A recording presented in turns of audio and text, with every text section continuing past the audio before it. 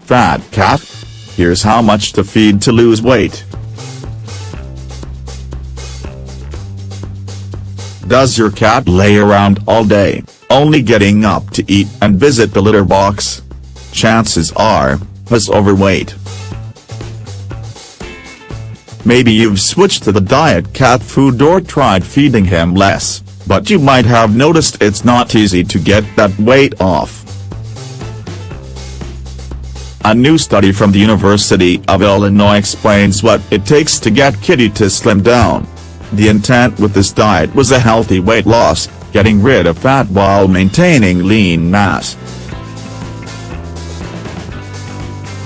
The big question was, how much does it take to make cats lose weight, especially lazy neutered males? It turns out you have to keep reducing their food intake because they are not very active. It takes a long time, says Kelly Swanson, Kraft Heinz Company endowed professor in human nutrition in the Department of Animal Sciences and the Division of Nutritional Sciences at U of I. Swanson and his colleagues wanted to target a safe level of weight loss, enough to notice a change, but not enough to cause health problems. The risk with rapid weight loss, especially in a cat, is hepatic lipidosis.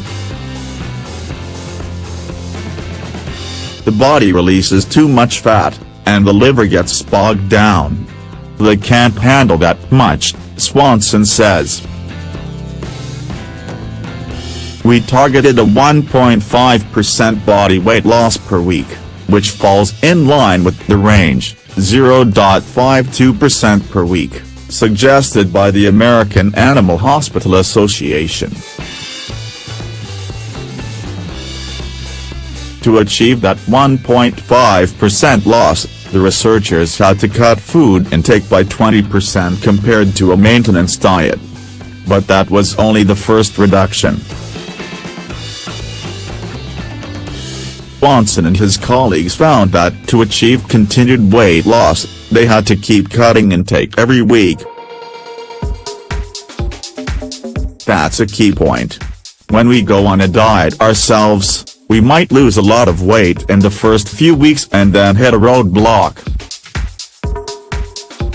Same with these animals. We had to keep going down, but it can be hard to convince a pet owner to do that. You might get owners to reduce intake from 60 to 50 grams per day, but we're telling them they might have to go to 45 or 40 grams. We got really low, but we were monitoring them so they were healthy, he says. The goal was a healthy body condition score of 5 on a 9-point scale. An animal with the BCS of 1 is very emaciated, but one with a score of 9 is, as Swanson puts it, like a little blimp.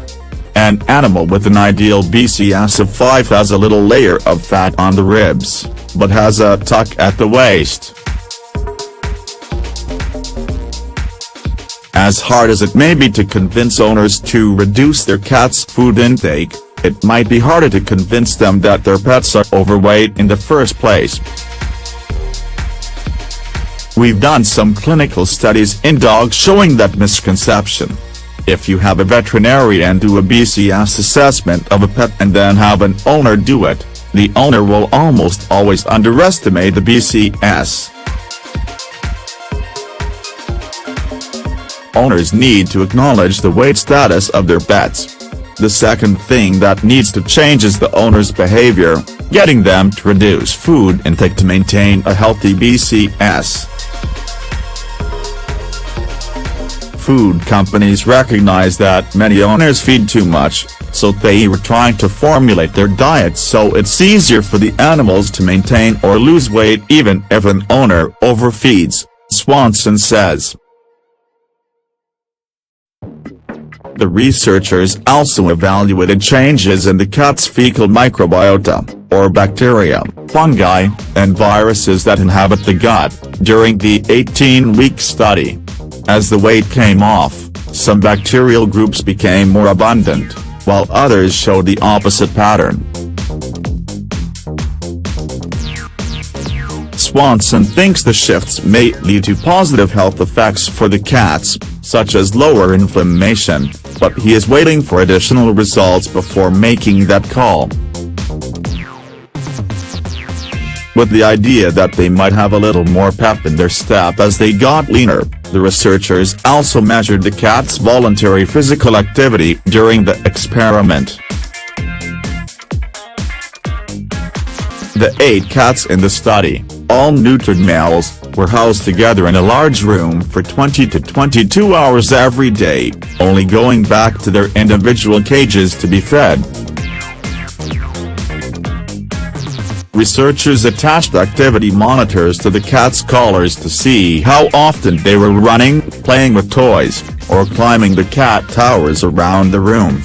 Their activity level didn't change much, Swanson says. Toward the end, they were becoming a little more active, but not statistically.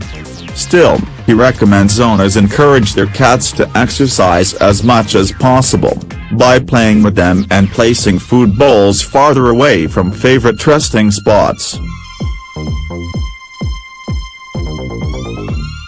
The article, Effects of Weight Loss While Feeding a Moderate Protein, High-Fiber Diet on Body Composition, Voluntary Physical Activity, and Fecal Microbiota of Overweight Cats, is published in the American Journal of Veterinary Research.